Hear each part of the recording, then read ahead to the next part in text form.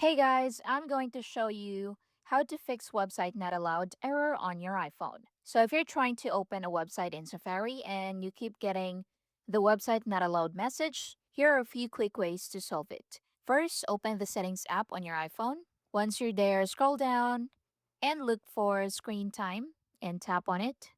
After that, scroll down again and select content and privacy restrictions. Now tap on App Store, Media, Web, and Games. Scroll down until you see Web Content and tap on it.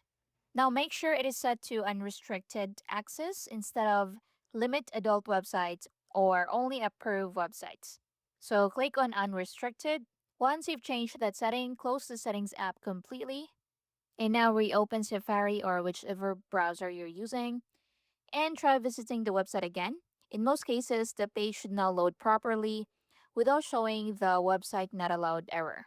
If it's still not working, another thing you can try is restarting your iPhone. You can also clear Safari history and website data by going to Settings, go to Apps, and look for Safari, open it, then tap on Clear History and Website Data. Choose a time frame and tap on Clear History to confirm. Now, after doing these steps, the website should be accessible again on your iPhone. And that's it. Thank you for watching.